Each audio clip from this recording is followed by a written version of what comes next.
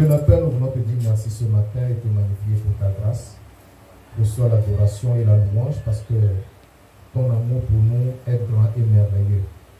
Jésus-Christ, toi, tu t'es sacrifié à la croix afin que les pauvres pécheurs, des misérables que nous étions, nous soyons sauvés et que nous parvenions à la vie éternelle.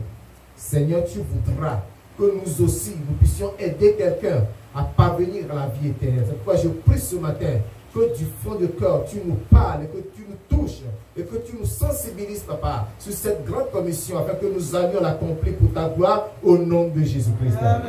Je vais te dire merci, que personne ici ne soit un auditeur oublieux, mais que chacun de nous, après avoir écouté cette parole, se lève et aille annoncer la parole partout où l'Esprit de Dieu le conduira au nom de Jésus-Christ. Merci pour ta fidélité, merci pour ton amour. Au nom de Jésus de Nazareth, nous avons prié. Amen. Amen. Amen. Alléluia. Amen. Veuillez vous asseoir, que Dieu vous bénisse. Ouvrez vos Bibles avec moi dans Matthieu chapitre 9. Matthieu chapitre 9. Du verset 35 au verset 38. Matthieu chapitre 9, du verset 35 au verset 38. Je lis la parole de Dieu au nom de Jésus-Christ. Jésus parcourait toutes les villes et les villages, enseignant dans les synagogues, prêchant la bonne nouvelle du royaume, et guérissant toute maladie et toute infirmité. Voyant la foule, il fut ému de compassion pour elle, parce qu'elle était languissante et abattue comme des brebis qui n'ont point de berger. Alors il dit à ses disciples, la moisson est grande, mais il y a peu d'ouvriers. Priez donc le maître de la moisson d'envoyer des ouvriers dans sa moisson. Amen. Amen. La parole ici nous fait le compte rendu de l'œuvre de Jésus-Christ. Il allait partout, dans les villes aussi bien que dans les villages, annonçant la parole, enseignant la parole, prêchant la parole, guérissant des maladies et des infirmités. Ils allaient partout le faire.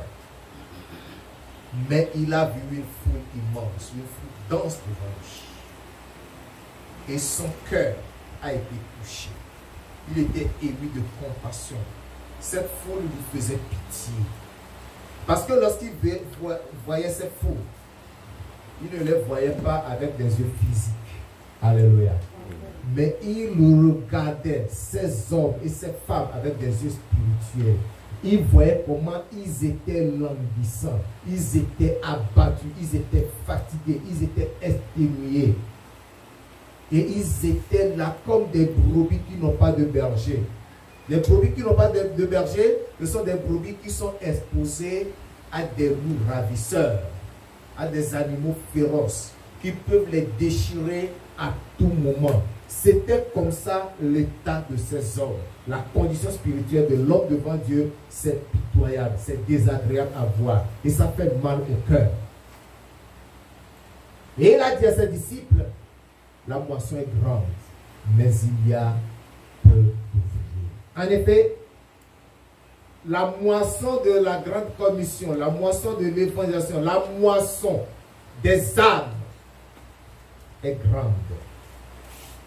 Mais ceux qui doivent aller dans la moisson travailler sont peu nombreux.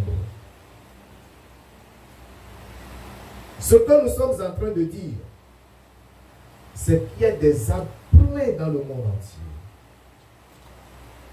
Dans ce quartier, aux Anglais, il y a plein d'âmes sans Jésus, sans le Christ.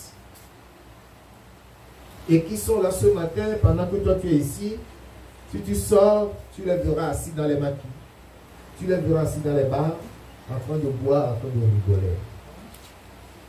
Ceux qui doivent se bagarrer sont en train de se bagarrer. Il y en a d'autres qui sont dans des boxons avec des prostituées à l'heure où nous sommes.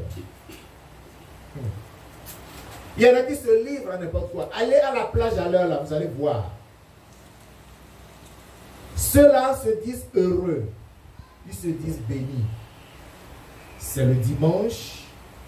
Il faut se divertir. Ça, c'est selon eux. Mais si Jésus devait les regarder, il dirait, ah, pitié, voilà des brebis sans berger. C'est comme ça que Jésus les regarderait. Mais toi et moi, ignorant que nous sommes, lorsque nous allons les regarder, dire, ah, c'est la belle vie. C'est tout ce que tu pourras dire et tu les dépasseras. Mais Jésus lui dit, ce sont des brebis sans berger. Ils sont errants. Ils sont sans protection. Ils sont sans sécurité. Ils sont exposés à tous les dangers. Mais qui pourra aller leur dire, sortez de là, venez à Jésus. Jésus vous veut pour son royaume. Qui pourra aller? C'est vous, c'est moi. C'est nous qui avons la connaissance de Jésus-Christ. Alléluia. Le thème de mon message ce matin, c'est par compassion, réconciliez-les avec Dieu. Par compassion, réconciliez-les avec Dieu. Mon frère, ma soeur, tu as besoin d'avoir de la compassion pour ces âmes, pour comprendre leur réalité spirituelle. Si tu n'as pas de compassion pour elles, tu les considérerais heureuses, prospères, réussies. Mais, si tu as des yeux spirituels, tes yeux spirituels feront en sorte que ton cœur soit ému de compassion pour eux. Et c'est cette compassion qui te portera vers eux pour leur dire, sortez de ce péché. Venez à Jésus-Christ. Quittez la voie de l'enfer. Quittez la voie de la perdition. Venez à la vie éternelle. Sortez des ténèbres. Venez à la lumière. Parce que tu as compassion. Alléluia. Alléluia. L'apôtre Paul dit dans 2 Corinthiens, chapitre 5, au verset 20. Nous faisons donc des fonctions d'ambassadeurs pour Christ, comme si Dieu exhortait par nous. Nous vous en supplions au nom de Christ, soyez réconciliés avec Dieu. 2 Corinthiens, chapitre 5, le verset 20. L'apôtre Paul dit que nous faisons des fonctions d'ambassadeurs et nous vous en supplions au nom de Christ. Soyez réconciliés avec Dieu. C'est des gens qui se sont séparés de Dieu et qui ont besoin de se réconcilier avec lui. Mais si les ambassadeurs que nous sommes, les représentants de Christ que nous sommes sur terre, nous n'avons pas de compassion, nous ne pourrons pas les supplier de se réconcilier avec Dieu. Nous devons les supplier de se réconcilier avec Dieu. La Bible nous dit qu'il y a un seul Dieu et aussi un seul médiateur entre Dieu et les hommes, Jésus-Christ, homme, qui s'est donné lui-même en rançon pour tous. Mais, avant que Christ ne soit ce médiateur entre un homme et Dieu, il faudra que toi et moi, nous soyons des réconciliateurs de ces hommes-là, peut-être de cet homme. Est-ce que vous comprenez? Il faut que nous puissions chercher cet homme qui aujourd'hui est ennemi de Dieu pour le faire ennemi et pour le faire plutôt ami de Dieu. Alléluia. Amen. Parce que le péché nous sépare de Dieu. Le péché fait que nous devenions ennemis de Dieu. Mais pour que nous nous réconcilions avec Dieu, il nous a fallu sortir du péché. Et il y a d'autres encore qui sont dans le péché. Tu es chrétien. Peut-être ton père vit, ta mère vit encore, mais il n'a pas Christ, elle n'a pas Christ. Tes propres enfants n'ont pas Christ. Ils sont ennemis de Dieu. Voilà déjà supplier pour qu'ils se réconcilient avec Dieu. Tu vas les supplier au nom de Christ, c'est-à-dire leur présenter l'évangile pour qu'ils puissent se réconcilier avec Dieu. Et ça, c'est la mission des croyants. C'est le devoir du chrétien de montrer à ces gens qui doivent venir à Christ. Ils doivent embrasser Jésus. Ils doivent aimer Jésus-Christ. Ils doivent se donner à Jésus-Christ pour sortir de leur péché. Alléluia. Amen. Aujourd'hui, Dieu veut nous rappeler la grande commission. C'est-à-dire notre devoir en tant que chrétien d'aller et de faire de toutes les nations des disciples. C'est l'ordre qu'il nous a donné. Et c'est ce que nous devons exécuter. Le Seigneur nous aidera. C'est pourquoi ma prière ce matin est que personne ne pousse ce message pour écouter, mais que nous nous voyons réellement concernés pour nous lancer, pour nous relancer dans cette grande commission, dans l'évangélisation personnelle, pour pouvoir gagner des âmes. Vous voyez, les temps que nous vivons ne sont plus favorables à l'organisation des campagnes d'évangélisation. Plus de rassemblements. Donc ce n'est plus possible qu'un évangéliste se lève maintenant pour dire moi je vais organiser une campagne d'évangélisation. Même dans le quartier ce n'est plus possible. Tu ne le feras pas. La police viendra vous disperser. Si vous dispersez, vous devez remercier Dieu. Ils vont vous embarquer, vous mettre dans leur cargo là, vous amener là où vous amener. Parce que déjà, une fois que vous vous rassemblez, vous êtes un foyer de contamination. Vous devenez un danger public. Donc, on ne va pas vous laisser faire. Donc, la stratégie aujourd'hui consiste à aller de porte à porte. Tu cognes chez la personne. Tu cognes chez la personne. Tu rentres. Tu dis, je viens t'annoncer la bonne nouvelle. Alléluia. Amen. Tu vas, tu t'assois avec la personne. Tu lui présentes Jésus-Christ.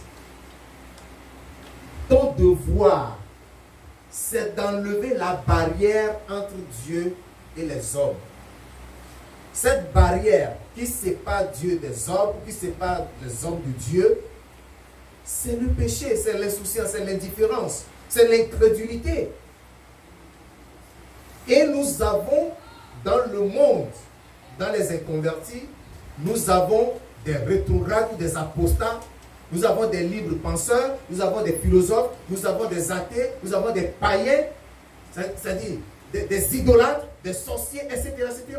Tous ceux-là sont des enfants de Dieu, Dieu les aime. Alléluia. Dieu n'a jamais rejeté aucun homme. Dieu les aime et Dieu veut qu'ils soient sauvés. Alléluia.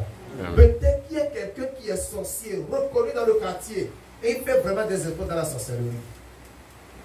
Lui-même, dans son fort intérieur, il est fatigué de cette pratique. Il cherche à en sortir. Il ne sait que faire. Mais il est obligé. Chaque nuit, dès que la sonne, l'avion décolle. Il s'en va et revient le lendemain matin. Il dit, le travail là me dégoûte. Mais il n'a pas de choix. Mais lorsque toi, par la grâce de Dieu, tu vas cogner chez lui pour lui présenter Christ, il s'ouvrira à toi. Alléluia. On dit, oh, amène-moi là-bas. Est-ce que vous pouvez m'aider? Est-ce que je peux sortir de cette situation? Et tu vas le conduire à Christ. Alléluia. Ça, c'est notre devoir. Il y a une femme qui est prostituée, mais elle est dépassée. Elle cherche à l'abandonner de la prostitution, mais elle n'arrive pas. Elle est liée. Si elle ne se prostitue pas, elle n'est pas à l'aise. Elle dit, qui pourra me délivrer de la mort de cette chaîne? Elle se lamente. Mais le jour où tu vas cogner chez elle, lui présenter l'évangile, elle dira, oh Dieu merci. Ma soeur, est-ce que vraiment, tu es sûr que tu pourras m'aider? Tu es sûr que ton Christ pourra me libérer de ça? C'est l'occasion. Tu l'amènes à Christ. Alléluia. Amen. C'est notre devoir. Nous devons le faire. Il y a quelqu'un. C'est la boisson. C'est le vin. Il boit tout. Il y en a qui sont tellement liés par l'esprit d'ivrognerie que ils ne boivent même pas avant de sourire. Ils ne boivent pas. Dès qu'ils sentent l'odeur là, ils commencent à tanguer. Un verre seulement suffit. Parce que il y a de vieux vins dans son sang. Lorsque le nouveau va s'ajouter un peu, allez, c'est activé. Ils sont liés, ils sont conscients que non, il y a quelque chose qui ne va pas, mais ils ne savent pas quoi faire pour sortir de là. Mais quand tu vas cogner chez lui, qui t'ouvre sa porte, tu vas lui présenter la voix du Seigneur. Alléluia. Notre message que nous annonçons n'est pas un message de condamnation. Plusieurs s'en vont évangéliser, mais au lieu de prêcher l'évangile, ils vont condamner les pécheurs. Si je sais que moi-même, je suis noir, j'ai un gros nez en bon africain, est-ce que j'ai besoin que toi tu me dises à quoi tu es noir, tu as un gros nez? Ça devient une insulte, ça m'agace, je me fâche contre toi. C'est normal. Moi-même, je me vois dans le miroir, je sais que j'ai un teint noir, je suis bien noir. J'ai un nez gros. Ne viens plus me le répéter. Ça devient une agression. Dis-moi que, malgré ton état, Jésus t'aime. Alléluia. Présente-moi l'amour de Dieu. Donc, notre prédication, notre message à ces pécheurs-là, c'est de leur dire Jésus-Christ les aime. Pourquoi Jean 3, verset 5 existe dans la Bible? Pourquoi ce verset existe? Car Dieu a tant aimé le monde qu'il a envoyé son Fils unique, afin que quiconque croit en lui ne périsse point, mais qu'il ait la vie éternelle. Ah, quand tu prends ce seul verset de Jean 3, car Dieu a tant aimé le monde c'est qui? Le monde c'est moi, le monde c'est toi. Dieu m'aime, Dieu t'aime aussi, parce que toi aussi, tu fais partie de ce monde. C'est nous qui formons le monde. Il a donné qui? Son Fils unique. Il a donné Jésus-Christ pour moi, il a donné pour toi. Regarde, je l'ai accepté. C'est pourquoi je connais la parole que je viens t'annoncer, parce que ce Christ a transformé ma vie. Donc je te l'apporte afin que toi tu l'acceptes et qu'il transforme ta vie. Alléluia. C'est vrai, ce Christ va pouvoir transformer ma vie? Oui. Non seulement il va transformer ta vie, mais lorsque tu crois en lui, tu auras la vie éternelle. Mon frère, tu mourras dans ce monde, mais tu vivras éternellement, parce que la vie sur cette terre est un transit. Alléluia. Nous sommes en transit sur cette terre. Notre destination se trouve au-delà de la tombe. Tu mourras, tu seras enterré. Mais n'oublie pas que tu es constitué de 3 parties. L'esprit, l'âme et le corps.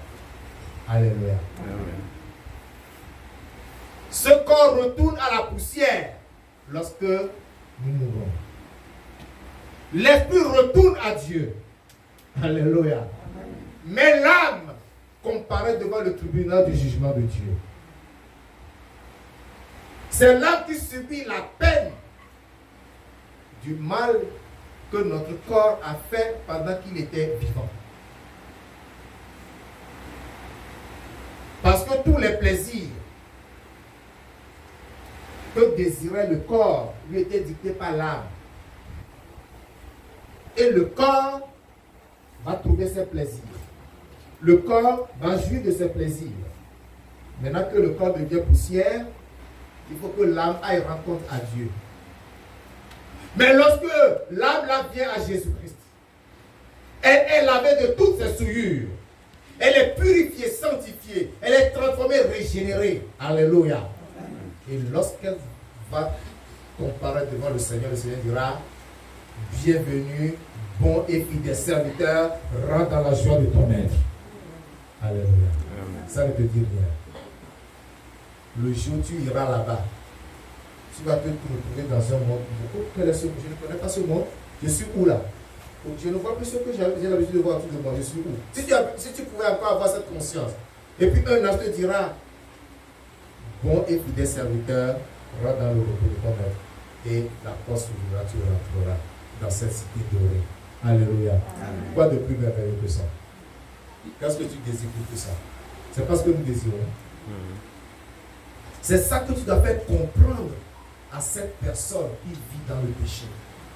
Ne va pas lui dire, la cigarette que tu fumes là, c'est cette cigarette qui va t'amener en enfer. Il sait qu'il fume, lui-même sait que la cigarette n'est pas bien pour sa santé. Il est conscient. Mais il est lié. Dis-lui de venir à Jésus-Christ. Il sera libéré. Gloire à Dieu. Amen. Jésus n'a jamais rejeté personne. Non. Qui est celui-là qui a essuyé les pieds de Jésus avec ses larmes? C'était une personne sainte? Non. C'était une prostituée? Jésus l'a racheté. Jésus l'a aimé. Pourquoi vous, quand vous allez évanouir, vous voyez certaines personnes, vous les méprisez? Vous avez le mépris dans votre cœur quand vous parlez à la personne. Vous méprisez la personne avant de lui parler. Comment est-ce que la personne pourra recevoir votre parole? Quand toi tu le méprises, tu penses que le Saint-Esprit pourra travailler avec toi pour le toucher, le convaincre? Jamais. Il y a des personnes, vous rentrez chez eux, vous voyez les conditions, le milieu dans lequel ils vivent, vraiment c'est dégoûtant. Et puis déjà, on n'a qu'à vous finir que je quitte ici, je ne peux pas. Un évangéliste, tu apprends la bonne nouvelle et tu détestes le lieu où vit la personne. C'est une âme qui vit là-bas. L'apôtre Paul a dit, avec des juifs, j'ai été comme juif. N'est-ce pas? Avec ceux qui sont sous la loi, comme étant sous la loi. Afin de faire quoi? Afin d'en sauver quelques-uns. Si tu vas chez la personne, chez toi, tu as un meuble, des meubles bien, des fauteuils rembourrés, bien soft. Lui s'assoit sur un morceau de bois, sur un tronc de bois. Tu t'assois sur le tronc de bois, tu partages le message avec lui. Alléluia. Tu lui montres l'amour de Christ qui est en toi. C'est cet amour qui cherche, c'est cet amour qui verra en toi, qui va l'attirer vers Christ. Mais si tu le rejettes, tu le détestes, tu le méprises dans ton cœur, tu vas lui prêcher quoi? Nous n'allons pas évangéliser pour gagner un débat. La ruse de l'ennemi consiste à détruire le prédicateur de son objectif. L'objectif du prédicateur, c'est de gagner l'âme pour le Seigneur. Comprenez bien. Ce n'est pas de gagner l'âme pour l'église. Ce n'est pas de gagner l'âme pour ton église, pour ton assemblée. Mais c'est de gagner l'âme pour le Seigneur. Parce que ce n'est pas ton église qui est sacrifié pour lui. Ce n'est pas ton pasteur qui est sacrifié pour lui. Ne va pas parler de ton pasteur. Mon pasteur fait ci, mon pasteur fait ça. Ce n'est pas ça l'évangélisation. Ce n'est pas ça la bonne nouvelle. Est-ce que c'est ton pasteur qui est mort pour quelqu'un? Est-ce qu'il a versé son sang pour quelqu'un? Qui a versé son sang? C'est Jésus-Christ. C'est Jésus que tu vas annoncer. Et tu amènes l'âme là à Christ. Quitte à elle-même de te demander, mais maintenant que j'ai reçu Christ, qu'est-ce que je dois faire? Tu dois continuer maintenant à prier et écouter la parole. Mais où je vais écouter la parole? Si tu le veux, tu peux venir dans mon assemblée. Si tu le veux, je peux t'inviter chez moi. Mais si tu trouves ailleurs, tu penses que là c'est bon, tu peux y aller. Mais quand l'Esprit de Dieu est à l'œuvre, tu fais un pas, il fera un pas avec toi. Amen. Alléluia. Amen. Le jour de la Pentecôte, quand Pierre a prêché, la parole de Dieu nous dit que ils eurent le cœur vivement touché. Et il dira Pierre aux autres apôtres, hommes frères, que ferons-nous? Alléluia. Amen. La personne te demandera, que dois-je faire maintenant? Si vraiment tu te laisses diriger par l'Esprit de Dieu. Il ne faut pas aller entretenir des débats. Et le diable aussi, sachant le faire, inspire des gens à pousser des questions qui vous dévient carrément de l'objectif. Vous allez rentrer dans un débat inutile et à la fin, tu es perdu, tu es égaré, tu ne sais plus quoi dire, tu dis bon, au revoir, au revoir. Parce que tu n'as pas d'objectif. Celui qui va prêcher l'évangile doit avoir un objectif. L'objectif c'est quoi? Quoi qu'il arrive, lui là, je dois le convaincre. Je dois le persuader. Il doit savoir que Jésus-Christ est Seigneur et Sauveur. Il doit l'accepter. Si tu as cet objectif, quels que soient les débats, quelles que soient les questions qu'on va te poser là, tu feras tout pour ramener ton objectif et l'atteindre. Gloire à Dieu. Amen. Arrêtez de parler aux gens de l'apparence. Le chrétien doit s'habiller comme ci, le chrétien doit s'habiller comme ça. Arrêtez ça, c'est pas ça. C'est pas ça le message qui sauve. C'est du superflu. Il faut amener la personne à avoir le cœur transformé, la vie renouvelée. Et lorsque c'est fait, le reste viendra tout seul. Amen. Alléluia. Réalisez que ce sont des gens qui sont libres. Tu étais comme ça aussi? Est-ce que toi tu étais un saint homme, une sainte femme qu'on a mené à l'église? Mais faites le feedback de votre vie. Regardez un peu en arrière. Regardez un peu en arrière. Je me rappelle, en 1986, je buvais, je fumais. Je courais derrière les jeunes filles. Quand on m'a prêché l'évangile. En 1986. Bien longtemps avant, depuis 85, on me prêchait déjà l'évangile. Mais je n'acceptais pas tellement. Mais en 86, en mai, je pense le 21 mai 86, seulement, on m'a invité dans une cellule de prière. Je suis allé, je dis là c'est bon. J'abandonne tout ici. Et là où j'avais l'habitude d'aller,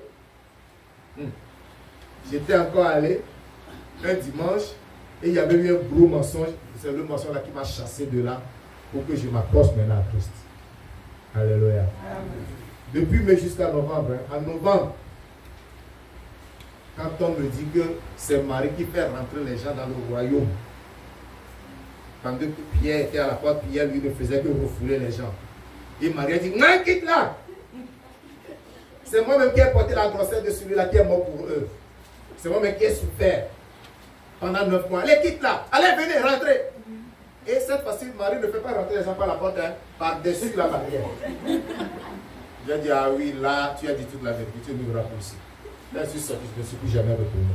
Alléluia. C'est ça. Donc, quand vous allez, ce n'est pas le débat, ce n'est pas la discussion. Quand on vous pose une question, vous répondez simplement si vous avez la réponse. Si vous n'avez pas la réponse, dites, ah, excuse-moi, est-ce que tu peux garder ta question? Je vais aller au bout de ce que je vais dire d'abord. Tu termines ton message. Gloire à Dieu. Après que tu as gagné la personne, l'âme est gagnée, l'âme a donné sa vie, la personne à qui tu as parlé a donné sa vie à Christ, qu'est-ce que tu dois faire? Tu fais quoi? Il faut que tu retournes, l'apôtre Paul a dit, retournons dans les villes où nous avons prêché l'évangile pour voir en quel état se trouvent les frères. En quel état se trouvent ceux à qui nous avons prêché l'évangile. Ça s'appelle le suivi. Il faut retourner annoncer la parole, voir ces gens-là, les fortifier, les encourager à demeurer dans la foi, persévérer dans la foi. C'est ton travail, c'est ton devoir. Et c'est ce que tu dois faire. Alléluia. Lorsque vous semez de façon dispersée, ça ne produira pas. Je suppose que ici c'est ton champ. N'est-ce pas? Tu as déboussé, tu as semé. Et tu n'es plus jamais revenu. Tu vas ailleurs, tu vas faire nos champs, tu vas semer là-bas. Tu vas ailleurs, tu vas débousser, tu vas encore planter. Tu ne reviens jamais ici voir en quel état se trouve ce que tu avais semé. Quand tu reviendras à la moisson, tu l'auras. Parce que l'herbe sauvage aura pris le dessus sur ce que tu as planté. Il faut que tu retournes, entretenir, enlever les herbes sauvages, n'est-ce pas? Veiller au bien-être des plantes. C'est ça l'évangile. L'évangile, c'est de la semence. Quand tu sèmes, il faut que tu retournes voir comment celui-là qui l'a reçu se comporte. Il se peut même que tu l'aies annoncé à quelqu'un et cette personne n'a pas réagi positivement. Mais derrière toi, il s'est passé quelque chose. À ton retour, cette personne te dira, ah, le jour là, après ton départ, voici ce qui s'est passé. Gloire à Dieu. Alléluia. Non seulement nous devons chercher à prêcher l'évangile, mais nous devons chercher à prêcher un évangile miraculeux. Un évangile miraculeux, tant pour moi. Ça voudrait dire quoi? Une prédication accompagnée de la manifestation de la puissance du Saint-Esprit. Jésus-Christ a dit, voici les miracles qui accompagneront ceux qui auront cru. À mon nom, ils chasseront les démons. Ils imposeront les mains malades et les malades seront guéris. Ils parleront de nouvelles langues. Ils boiront des breuvages mortels, cela ne fera aucun mal. Ils saisiront des serpents. Alléluia. Lorsque nous allons prêcher, nous devons chercher que ces miracles nous accompagnent dans notre prédication. Parce que certains ont besoin de voir des miracles avant de croire. Amen. Lorsque vous allez prêcher à un malade, il souffre dans son lit de malade. Il est là fatigué, désespéré.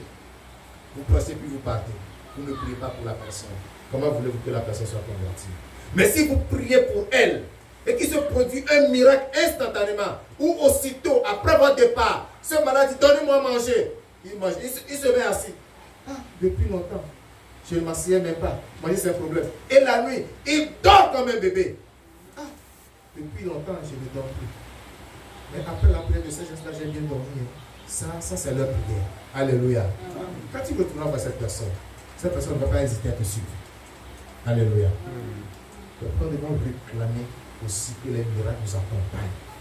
Il nous a donné le pouvoir de marcher sur les serpents, les scorpions et sur toute la puissance de l'ennemi. Mais il a dit, vous recevrez une puissance, le Saint-Esprit surviendra sur vous et vous serez mes disciples à Jérusalem, dans toute la Judée, dans la Samarie et jusqu'aux extrémités de la terre.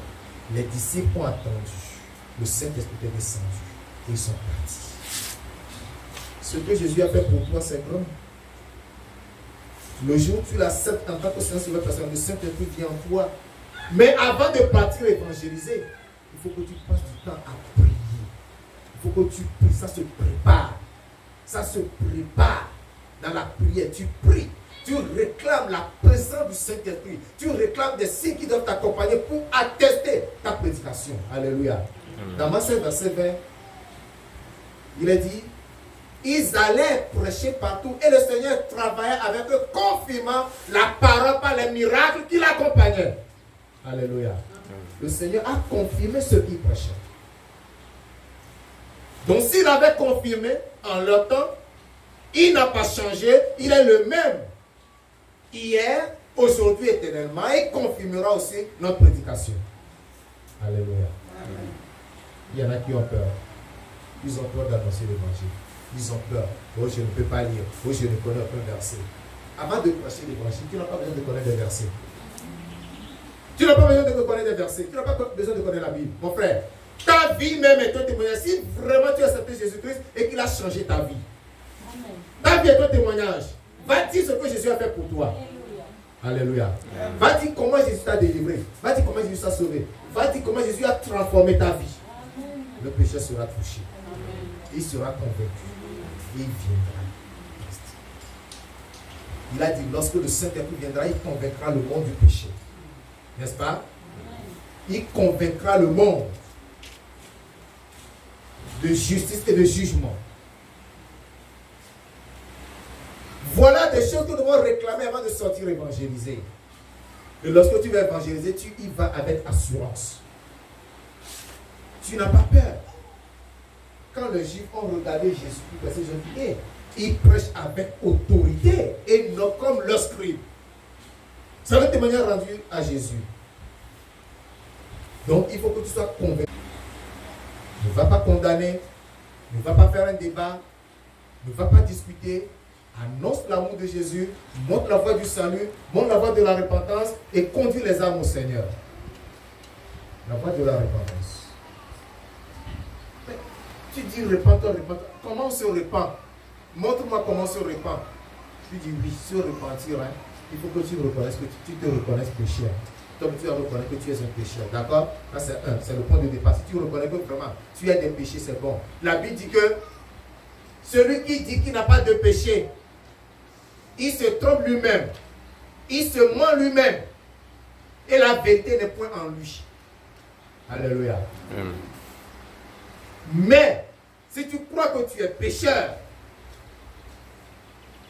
il faut que tu arrives à la confession de tes péchés. Tu confesses tes péchés. Tu demandes le pardon de tes péchés. Tu demandes que le sang de Jésus te lave. Tu invites Jésus maintenant que tu acceptes dans ton cœur en tant que ton Seigneur Sauveur personnel. Tu conduis la personne à accepter Jésus-Christ. Tu peux. Tu lui prodiques des conseils. Maintenant que tu as accepté Jésus-Christ, tu es devenu enfant de Dieu. Ton nom est écrit dans le livre de vie. Ne fais plus ça, ne fais plus ça, ne fais plus ça. Vis comme ça. Fais ceci, fais cela, fais cela. Alléluia.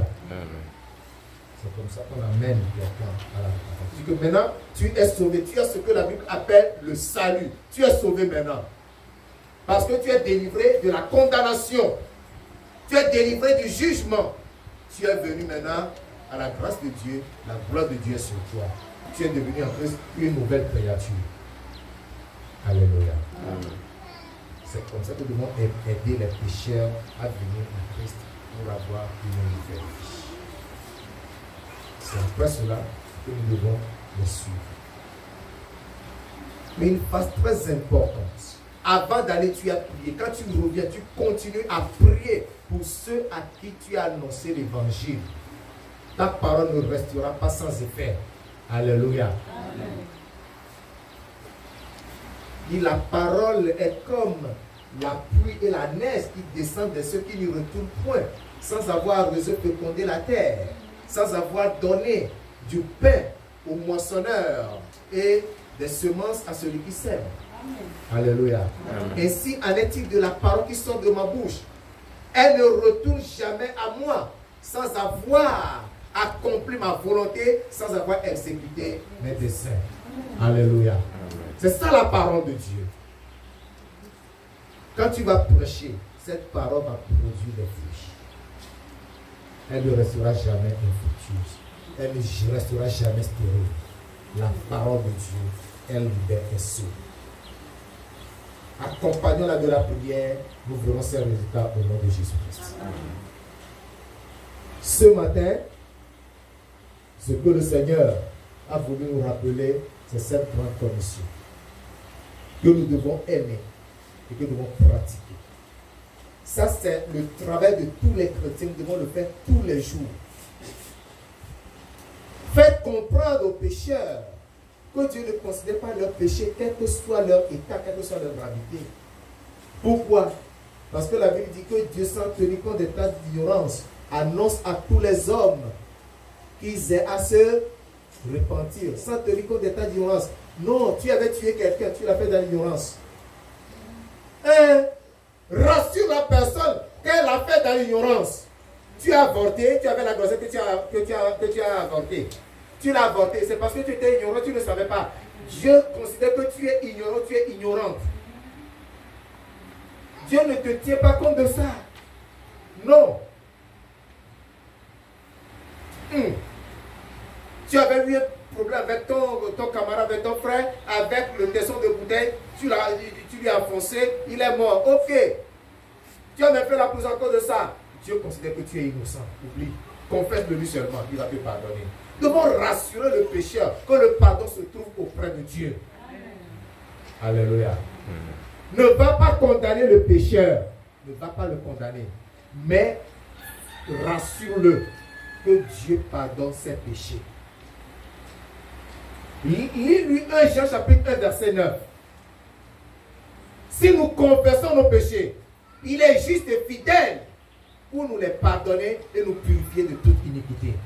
Alléluia. Amen. Si vous confessez vos péchés, il est juste et fidèle pour vous les pardonner et vous purifier de toute iniquité. Il est juste, il est fidèle. Il pardonne, il attend quoi? Il attend seulement la confession. Que toi tu parles seulement, il te pardonne. C'est tout ce que Dieu attend de toi. Tu as tué, tu as volé, tu as menti. Dieu te pardonne, il est prêt à pardonner. C'est pourquoi le pécheur, quel qu'il soit, ne doit pas avoir peur de se convertir. Le mal pour lui serait de ne pas se convertir. Gloire à Dieu. Amen. Le Seigneur nous aidera. Et ce matin, je crois que nous avons compris quelque chose.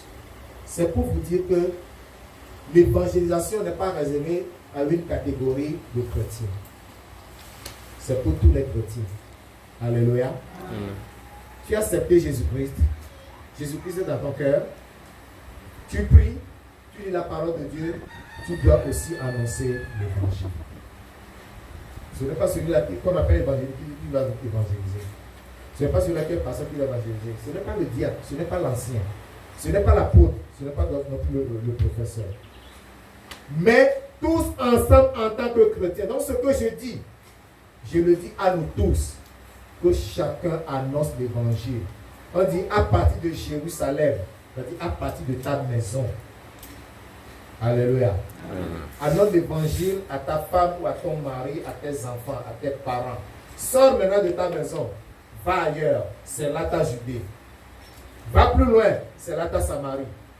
Va encore plus loin, c'est là les extrémités de la terre pour toi. Alléluia. Amen. Tu dois annoncer l'évangile à quiconque. C'est quand de moi tu vas le faire. Maintenant, je veux que tu te lèves et que tu dises au Seigneur, Seigneur, ce travail, je vais le faire. Tu me le recommences. Ce n'est pas un homme, mais c'est toi qui me dis, allez, prêchez la bonne nouvelle à toute la création. Alléluia. Seigneur, c'est ta parole, je suis prêt à le faire. Mais revêt-moi de la puissance. Revêt-moi de ton Esprit Saint. Communique-moi ton onction. Que ta main soit sur moi. Que tu mets la parole dans ma bouche pour que je puisse l'annoncer. Ouvre la bouche par le Seigneur.